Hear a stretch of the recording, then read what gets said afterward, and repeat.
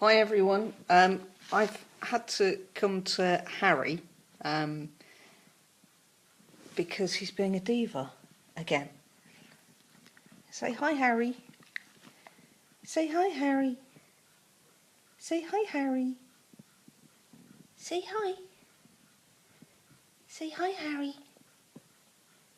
You say hello. Say hello. Oh, Maggie's here as well. Oh, this could be fun. So, Harry is here.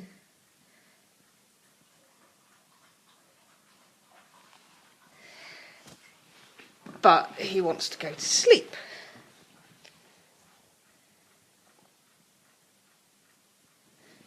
So can everyone hear me?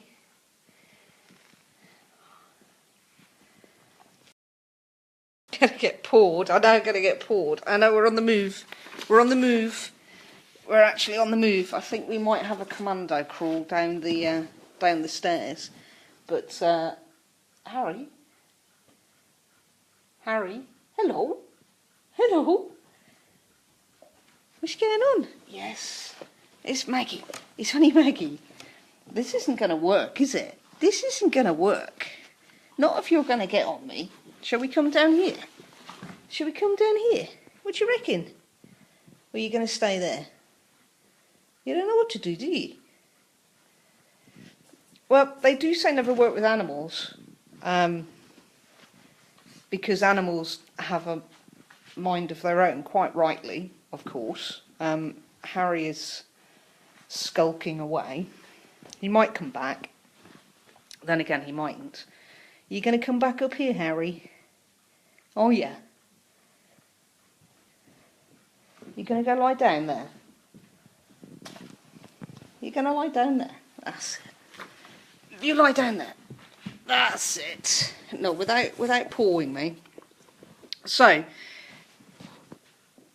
can everyone hear me okay? This could be just wrong. How did you get so big? How did you get so big? Who's that? Who's all those people? Who's all those people? What are you doing? What are you doing? They've all tuned in to see you. They've all tuned in to see you. Yes, they have. So you're going to sit there nicely? I don't think you are. Oh, it's a big yawn. Harry's bored again. But Maggie's not helping really because Maggie's kind of hanging around as well. So I'm going to... Thank you, Cheryl. So the first thing that I'm going to do, I keep looking at Harry because he's going to lift his paw up any minute now and paw me. I might put a bit of light on. Let's go to the light switch and put a bit of light on so you can see him in all his Harryness. Here he is. Here he is with his paws. Oh, Maggie's here as well. I can't hold the paper. I can't hold the paper if you're doing that. We're gonna go lie down. Lie down, man. You're gonna lie down. You're not gonna lie down, are you? Well, you're not. So, there's two things that I want to do tonight. The first thing is I want to read you a poem that... there's Maggie. Read you a poem that Harry and myself wrote a little while ago. And it's about Animals Asia, who we are supporting at Woodstock UK next year. And I'm no poet, and Harry certainly isn't a poet either. He's very good at pawing me, but he's not a poet. So bear with us. As I say, we're not professional. Thank you, Harry's lying down now. But we wanted to share it with you. Some of you may have heard it already. We were hoping Jill was going to be online as well, but she's been travelling around all over the place and is very jet lagged, and it's 2 a.m. Where she is at the minute. So she needs her sleep, which is quite understandable. Maggie's very, very studious at the moment. So we'll start with that. And it's called How Do You Do? Some of the moon bears that are in the poem are no longer with us. They've gone over the Rainbow Bridge. But they were rescued by Jill and her team and saw out their days in the most amazing place in Chengdu. And this poem is dedicated to Jill Robinson and her team in Animals Asia and everything that they do. So bear with me, because I need to look down to read it. I has a friend who lives far away, but she is in my thoughts most every day. Now it's not just her, but the work that she does, the lives that she saves, and the healing through love. So this is my intro from me to you. Please meet Moonbear Jill and say, how do you do? Now my intros continue to some more special friends whose pawsome big paws and whose spirits Jill mends. Now I can't name them all, because that would take a long time, and me think me would not see to the end of the line. So this is my intro from me to you. Please meet handsome Jasper and Peter Bear too, and give them a welcome by saying, how do you do? Now my pals do look happy and loving their lives, but the start of their journey was with trouble and strife. For they have been saved from a life of pure pain, where they were used and abused for a human being's gain. In cages so small, restricted and cramped, that sums up my friend bears the torture device stamp. As the bars have caused scars and dents that won't heal, some never knew the joy of a good hearty meal. Pipes and tubes inserted in their tummies, some ripped away from the safety of their mummies. They were silent in their pain, in the dark on their own, for they had given up hope of being able to roam. No more did they think they would feel the sun on their fur. I can feel your fur, Maggie. You sit down a minute. Or the wind on their face without care. For their lives were now ruled by a human being's greed. What did they care for this moon bear's needs? But one day a woman with a face so kind visited my pals, but would not leave them behind. She said, let me make my intro to you. My name is Moonbear Jill, and how do you do? You are coming with me to a place far away from the torture and pain you are feeling today. You will be protected and loved and meet more of your kind. And Banjo, you will be able to show your pawsome behind. So my pals went with Jill to a place called Chengdu, where they met lots more pals and said, how do you do? They live in a paradise surrounded by hope, but still suffer from scars, but with love they can cope. So why not come forward and join our campaign to help save the moon, to join our campaign too, and help save the moon bears by saying, how do you do? So that was a poem about the amazing charity Animals Asia, which was founded by the equally amazing Jill Robinson, and it's a charity that's very close to our hearts, and you'll hear us talking about it quite a lot. And as I say, we are supporting them again at Woodstock UK next year. Go check them out. It's www.animalsasia.org. Jill's on Twitter, Moonbear Jill, or Animals Asia on Twitter as well, and also on Facebook, Animals Asia, and Jill's on Facebook under Jill Robinson as well. So I just wanted to share that with you, as I was looking through lots of things that we've done over the years. But now a little bit more light-hearted, which is probably why Harry, who is now surrounded by all the paper that I printed off, and has actually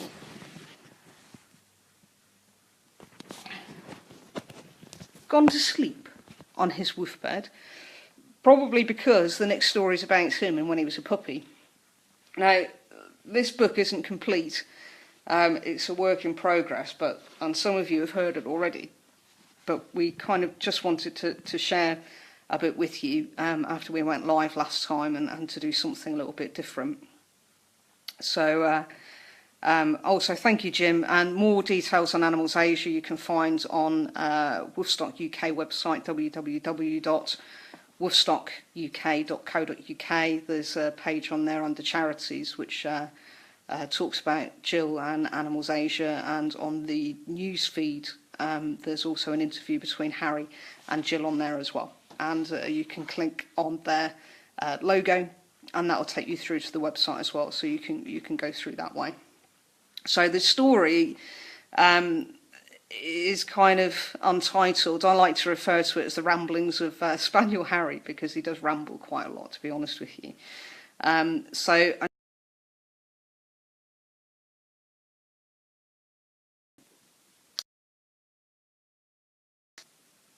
I think we lost you a bit then. I'm back. So hopefully you'll you can see me again. The connection wasn't very good, but if you guys can see me, if somebody could let me know. Jim, am I back? I've had to leave Harry sleeping. Right, so I'm going to do the story. I don't know whether you can hear me or not, or see me or not, so I could actually just be reading to myself. But I'm going to do it anyway, because it doesn't matter. I talk to myself quite a lot, as most of us do at some stage in our lives, don't we? We all kind of talk to ourselves, and we talk back to ourselves as well, and we're all a bit crazy. That's what makes us so human, and that I'm being a bit crazy. That's why we probably are all friends and stuff like that, because we're the crazy bunch, but we don't mind. So, right, let's do it. I am translating from dog to human. So I'm just getting that out there now. I had to translate the poem from dog to human, and I am now translating the story from dog to human. So bear with me. Harry's a lot better at dog to human and human to dog than I am. So, "No, Harry" was a phrase I'd heard quite a lot since coming to my forever home. In fact, I had heard it so much at one stage I thought No was my name, and refused to come when called Harry. This obviously was the cause of some flustering by the boss, who not only repeated Harry over and over again, but also got louder and louder, as if shouting the word would make a difference. The boss knew I was trouble from the age of 2 weeks when she chose me. Well, that's what she says, but me not know what she means. When the boss picked me up for the first time, I made my mark and peed on her. Something that has followed me through to adulthood, I am proud to say. I have been known to pee on most of our guests and visitors at various times and stages of my life, and my best trick is to roll and pee for optimum coverage. Better still, when they back away saying, "No, Harry," that magic word "no" again, I tend to follow, sprinkling as I chase them. It leaves me with a warm satisfaction, not only to leave my mark, but also emptying my bladder. At the age of 7 weeks, I was unfortunately removed from the comfort of my brothers and sisters. I can hear you all going now, how sad, how cruel. The truth is, this was for their own protection. Not only had I taken to peeing on them, but I was also hurting them, as I was so much bigger than they were. I would squash them by snuggling in or lying on top of them. I was put in with some older Labradors, as I was about their size. I continued to grow, and the day I was collected by the boss, I looked like Digby, the biggest spanner in the world. The boss was shocked when she saw me and left with the breeder's words ringing in her ears. "I never breed big springers, never, ever." I was brought to my new home aged 6 weeks. It was at this point I could really start to develop my cheeky personality, something the boss calls naughtiness. Yeah. Upon arrival, I had to obviously explore the strange-looking dog with the swishy tail. It was the strangest dog I had ever seen and looked nothing like my brothers and sisters. It not even looked like the Labradors I had spent some time with. Every time I went near it, the fluffy thing, who I later discovered was called William, would make a hissing noise like someone had pulled out its stopper and was letting all the air out. If I got too close, he would try to hit me with his paws across my chops. This soon stopped when I took to copying him and knocked him flying across the kitchen one day. I soon learned that this undogly creature was a cat and was my brother, who I learned to love and cherish. The first night in my new home was an interesting one. Well, I found it interesting. The boss said I was a pain in the... never mind. She had bought me a cage to sleep in. Actually, she had not bought a cage in the normal sense of the word, but a canvas one. The reason for this choice was because the boss didn't like the idea of me being behind bars. So at bedtime I was put in this enormous canvas tent and zipped in. She had made it nice enough, with some teddies and some toys and my blankie. I settled down thinking about my brothers and sisters and my Labrador friends. I'd never slept on my own before. There was no snuggling with anyone, no warmth from my siblings, and no licking or kisses. The more I thought about it, the more I did not like my canvas tent. And the more I did not like my canvas tent, the more I wanted out. So I howled and I cried and howled and I cried. And the boss was on the sofa sleeping because it was my first night. Sucker. She said, "Shh, Harry, go to sleep. Good boy." Well, that was it. The sound of her voice, and I howled even more. When this didn't work, I stood up with my paws against the side of the canvas tent. Flump. I was standing on all 4 paws again. How did that happen? I stood on my back legs again, with my front paws against the side of the canvas tent. Flump! There I was, standing on all 4 paws again. Wow! I had discovered that the canvas tent was so light I could actually roll it by pushing against it. Oh yes, it was like a square hamster ball. A couple of more attempts and I was there, staring the boss in the face. You should have seen the look on her face. It was priceless. However, My hard work was not paid off with total freedom. After moving me back to where I had come from, the boss put a coffee table in the way, stopping me using my rolling technique. So I started howling again. When that didn't work, I lay down to have a rest. Oh, what's that in the corner? I thought to myself. Something shiny had caught my inquisitive eye. I pulled at it a bit and then pulled it with my teeth. Zip, the noise went. I liked that noise, so started pushing the shiny thing to make it do it again. Zip. Oh, how exciting! This was great fun.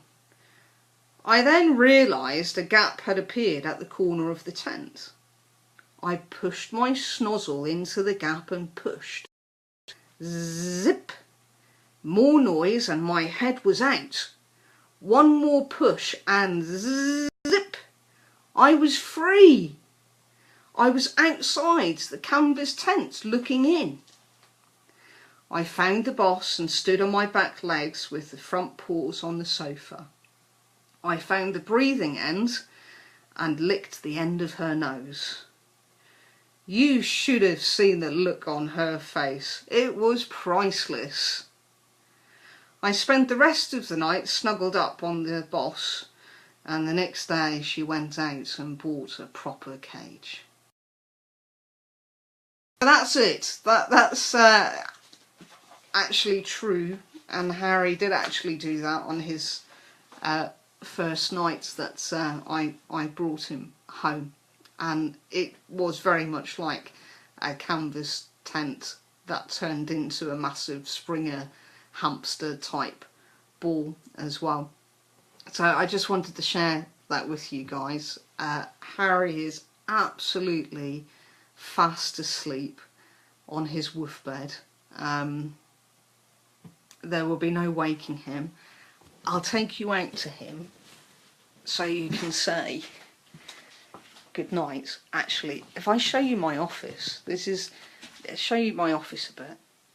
This is my gallery of Harry and Maggie. We've got to put Jake and the big lump Jessie up there as well. I'm kind of surrounded by lots of stuff in here. Loads of stuff to do with dogs. Loads of stuff like Animals Asia stuff and stuff from Bella is all over the place in here. But I'm not going to bore you with that. I'll take you outside so you can see Harry one last time before I can wake him up. He's awake. He's awake. You missed all that. You missed all that fun. Why do you look so depressed? Why do you look so sad? He's not really sad. He's just a diva. Anyway, lots of love to all of you. Thank you for tuning in. We'll think of some more stuff that we can do live as well. We've got some more stories. The new book is actually off with a literary agent at the moment. So we can't share too much of that. I might lose you again. The signal's awful out here. Harry chose the worst place in the house to lie down. So, well, we'll think of some more stuff that we can say and do on here, and maybe during the day when Harry's actually awake and he's not having a sleep. So, goodbye from me. Goodbye from Sleeping Beauty. And we'll catch up with you very soon. Night night.